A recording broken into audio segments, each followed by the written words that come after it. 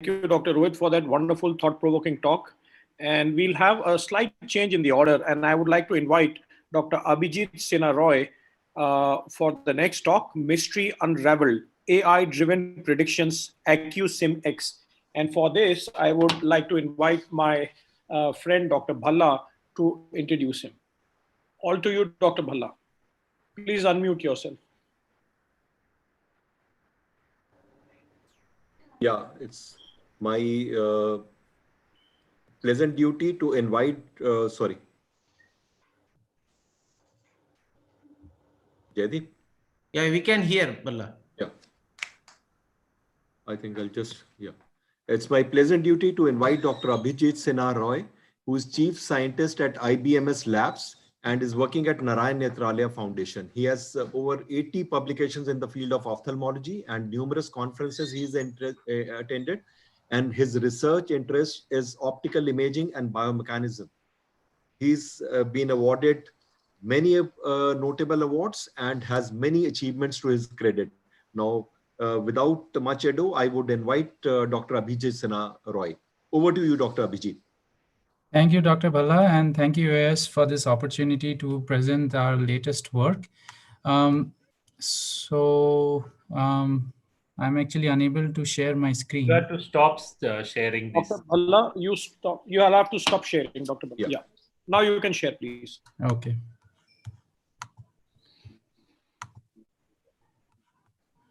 I'll go to the presentation mode.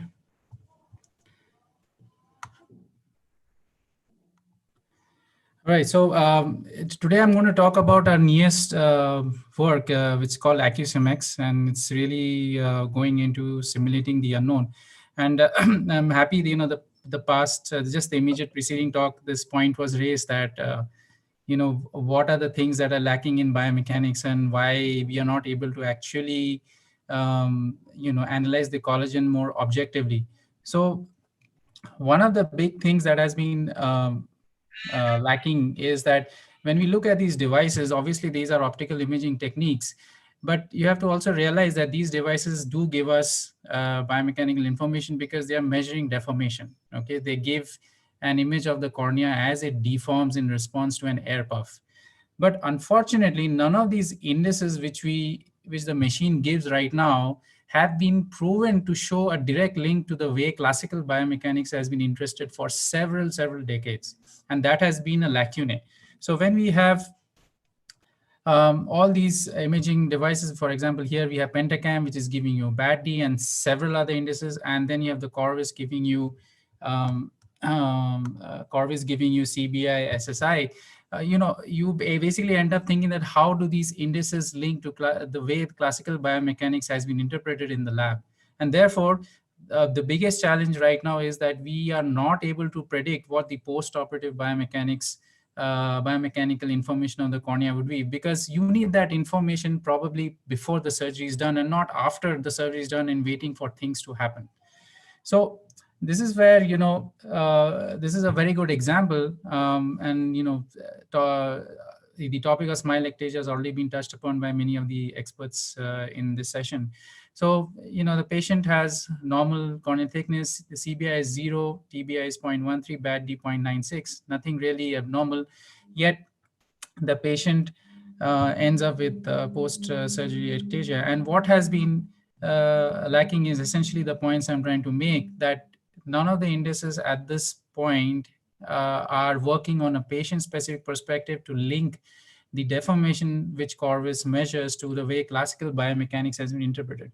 And I think some of you must have read papers where corneal samples have been taken in labs from either donor tissue or from animal tissue and been stretched on an extensiometer to measure the Young's modulus. But these things cannot be done in patients because these are destructive techniques and you cannot just take the cornea out and put it back. So we have to rely on imaging methods to derive the biomechanics out, and this is what we are hoping to achieve. So in 2018, we published this paper where we showed how the preoperative collagen mechanics can be modeled and related to predict what after PRK and what after LASIK and SMILE the cornea would respond. And we also included advanced imaging features where we could include the post-operative remodeling also that we see at the collagen level in these sophisticated biomechanical models. And this is the paper, so I encourage you to have a look at this whenever you get time after this talk.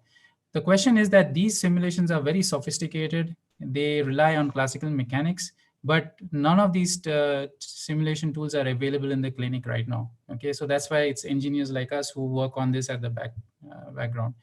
So we went around designing this tool for use in the clinic, and it involves not only the sophisticated biomechanical tools that many of you must have seen in papers, but also includes some artificial intelligence to make the tool robust on every patient that you simulate. So this is a performance metric which we got with the first version of the software. So on the y-axis, we have the in vivo post-operative corneal stiffness, and on the x-axis is the AI predicted from our software tool. And as you can see, the intra-class correlation was well above 0.9 in almost all the eyes, which means that, in fact, for a LASIK and SMILE, it was close to 0.95, which means that we can predict the corneal stiffness to within 5% of what the patient would end up with post-operatively. So how do we foresee our tool translating to clinic, which is the AcuSim-X here? So we have the Corvus. From the Corvus, we do this, from the Corvus and the Pentacam, we do the simulations via the AcuSim-X. And then we can suggest to the surgeon that no further action is recommended, and therefore the desired surgery of choice would be the for a given surgery of choice, the post-operative corneal stiffness would be within the normal change. So the surgeon can go ahead with the surgery. But if AcuSim-X actually gives an advisory that yes, the corneal stiffness post-operatively would be outside the normative range of what our population normally has, then there is a cause of concern, and maybe there is a cause for a deferment of the surgery. So this is where predictive modeling involving sophisticated biomechanical tools and artificial intelligence along with imaging can help you determine post-operative biomechanical changes real time in the clinic. So, so we knew that AirPuff was there. There are a lot of computational methods that are existing in the research domain, but none of these are available in the clinic. So with AcuSim-X, we have reached a stage where we can do surgery-specific simulation models. We can show what the surgeon would, what the patient would end up with post-operatively, irrespective of the type of surgery you choose. So whether it's LASIK, SMILE, or PRK. So this is a sample report which the software gives out. So the top, which is the gray shaded, I've just marked off the patient information there. But so you will get the general patient information. The second figure which you see there gives the pre and predicted post-op stiffness. So the two black vertical lines, the one on the left is the pre-op, the one on the right is post-op. And as expected that with the surgery, there will be a drop in the corneal stiffness. The yellow and the green histograms which you see show the normal range of pre-op and post-op stiffnesses that our Asian Indian eyes normally exhibit. So very happy to say that this is probably one of the first softwares in the field of ophthalmology where Asian Indian eyes have been included. And the figure below also shows the predicted change in corneal stiffness. So the black line shows the change in corneal stiffness, which is around 14.34 in this case. And the blue histogram again shows the normative change in corneal stiffness that you would expect in the population of Asian Indian eyes. And last is a small table there which shows the simulation parameters. So with this, the AcuSim-X is a virtual simulation tool which involves sophisticated biomechanics, involves the use of imaging data that you get from Pentacam and Corvus, and actually gives you the corneal stiffness before any surgery is done on the patient's eye. So you can make a more educated decision with respect to which surgery you would like to go with for a particular patient. So with this, I'll just stop the screen sharing. I'll take a few more seconds and show you how the software looks. I hope you can see the software snapshot. So, so for example, this is the simulation window over here. So for example, if you want to simulate SMILE, you select a Pentacam file, you select the Corvus file. Once you select these files, the patient information gets automatically pulled in here. For a SMILE surgery, you will need to enter what cap thickness you want to simulate, what cap diameter, what would be the optical zone, what would be the spherical power and cylindrical power and axis you want to treat, and what would be the epithelial thickness that you would want to include in your simulation. So for epithelial thickness, you can use a number from the OCT. We also have the option, which is quite futuristic here, which is the custom thickness. So some of the newer tomographers give you spatial distribution of the epithelial thickness like the MS39. And for if someone has that tomographer, then we can even use the epi profile from that machine itself, and we can basically read the file from the tomographer. So using this simulation tool, we want to put the classical way of biomechanics in the clinical domain at the hands of the surgeon. So you can run these simulations and combine actually sophisticated biomechanical tools with imaging in your clinic. And hopefully, we will have much better understanding of ectasia and possibly even eliminate ectasia for good in the near future. Thank you. I think that's a wonderful talk and very thought-provoking, Abhijit. I think that will be a new next leap in prediction of ectasia. Professor Tatyal, quick comment from you, sir. Dr. Tatyal, sir. Just hold on. We can have Dr. Praveen Krishna. I'm Yes, sir. Yes, sir. So Dr. I'm Tatyal. busy just now. I'm busy just now. Okay, please, sir. We'll have Dr. Praveen. Yeah, thanks a lot, Dr. Goyal, and lovely presentation and great work, Dr. Sinha Roy. And it probably is going to open up a whole new domain from the point of view of what you would expect post-op. So a couple of quick questions. When you have the prediction of the post-op biomechanical stability or stiffness of the cornea, this is, I'm guessing, immediately post-op taking into effect the changes in the physical parameters of the cornea. Sure. I guess another level of complexity would be introduced by biological healing of the patient.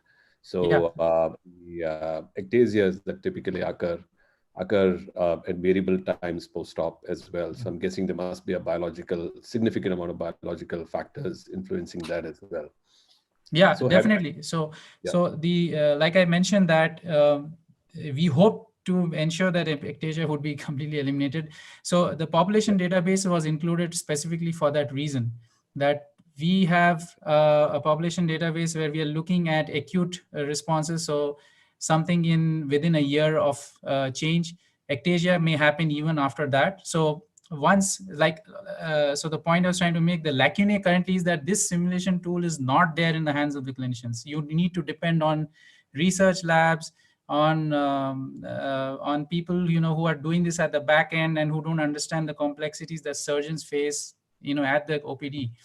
With this tool now, everything runs at the back end in OPD. If you have a tomographer, in the software right now, we have included Pentacam, but we do have the options of including other tomographers also. So if somebody has Galilei or Cirrus, even those can be included. It's just a simple programming. But with this tool, whether you want to do finite element analysis, whether you want to include sophisticated imaging that you're getting from OCT, you're getting from Corvus, everything gets combined together to give you that prediction of the post-op stiffness. It's one number. We don't want to confuse clinicians with 10 different or 20 different indices, which has been unfortunately the way right now. Yeah, one quick follow-up question as well, Rohit. I mean, maybe you can maybe address both together. Is have you seen a marked difference in the post-op prediction of the biomechanics between the different surgeries for the same patient as well? Something that has surprised you? In fact, this was the whole idea of this paper came from the work by Dr. Pooja and Abhijit, which got published in IOBS 1 or 2 years back. We call it the predicted versus the outcome. So I think we both missed that putting up. What happens is the dotted line would be the predicted and the dashed line would be the outcome, and they all match so beautifully.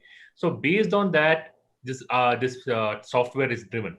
See, I would like to take ectasia out of this picture for time being, because today's ectasia's numbers are very few.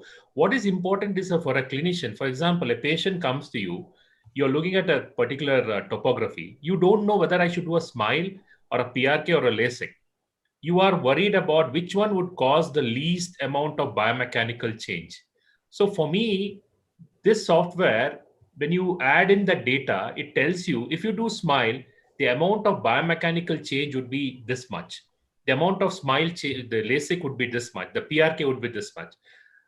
We have started using, and Dr. Prema also from Shankar has started using this as a pilot once.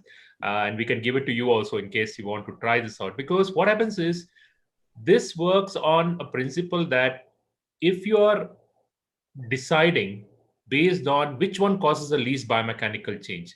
There are times when I felt that I couldn't decide, and then I felt, okay, smile caused the least change compared to PRK.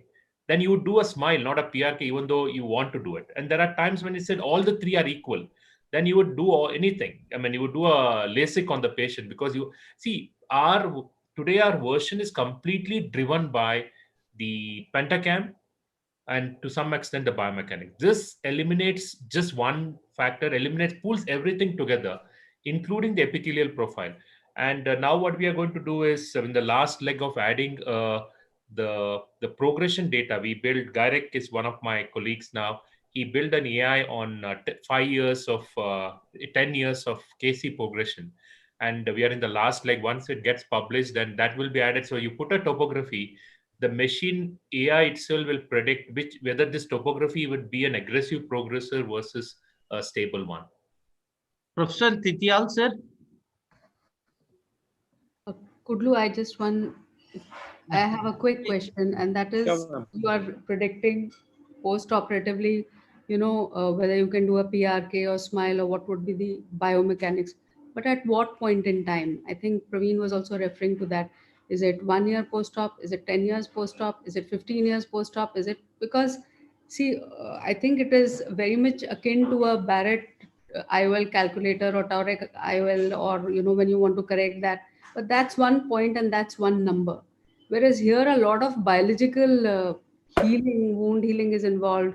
Even if you do biomechanics at, say if you do at 1 year, and if you do for a patient at 1 month, it is different. It is not the same. We have looked at post-operatively. Just to respond to your question, the response characteristics that have been programmed into the software are all within the time period of 3 to 1 year. If you're expecting for a response parameter which is beyond 1 year, one of the big challenges that we face is we don't get a lot of patients beyond 1 year follow-up, right? So if now the other situation is that being one center, it's always challenging to feed that much amount of data, but that's also the lacunae. See, with this software, if we can make this available to thousands of refractive surgeons in their OPDs, what normally took us over 3 to 4 years to build, to reach this stage, would be reached in 1 year, because I'm sure that a lot among you and even among the audience would have long-term data which can be used and fed into this software to make it even more robust from a further long-term perspective. So that's the ongoing work in progress. So right now we have data here which is in the period of 3 to 1 year of post-operative response. And, this is an AI build, so it's a self-learning. So yes. As you keep, the machine learns, and it tries to get used to the new normal. So I would like to add, so for example, in all the tomography machines as of now, the AIs are locked. You cannot feed in your own data, and there is a good reason to do that. Now, if with this software, we get the feedback that give us the option to feed your own data. For example, some among you may have 200 patients right now for which you have 1.5 years of data on Corvus and Pentacam available. We would love to include that in that software and give it to you with that particular AI, so that you can have the population database that goes beyond a year.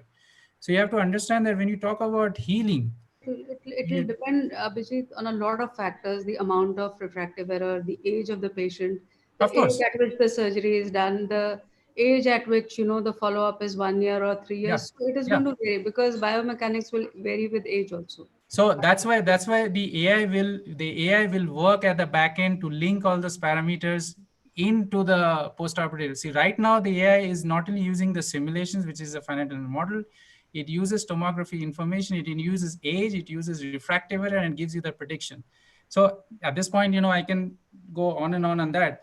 What at best, like we would like to encourage you to is to use the software and see in your own clinic the accuracy of the prediction, because then only you will realize that how these things work in the backend and give you an accurate prediction.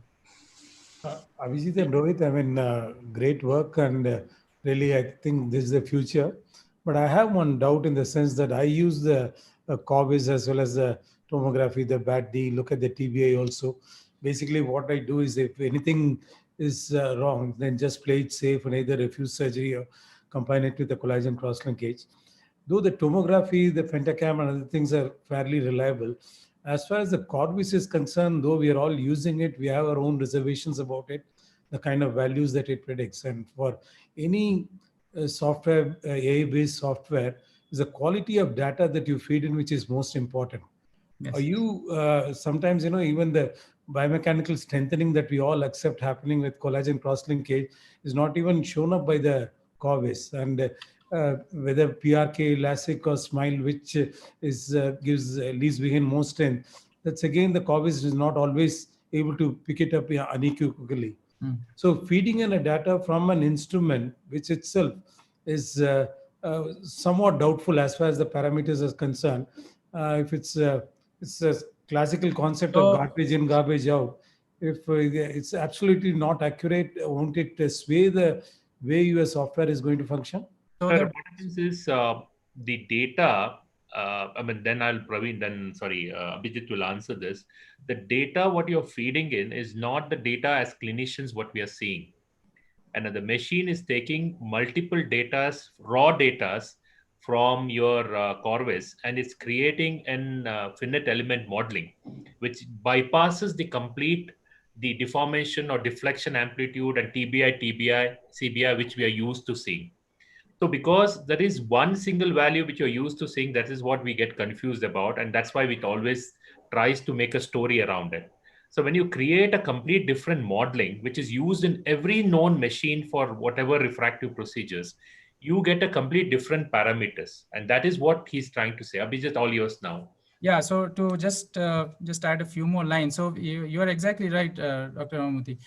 See, the difference between what CORBIS or Pentacam currently does is they only have AIs running in the background. They don't run classical biomechanical simulations, which are running based on finite element modeling, using collagen features, collagen directions.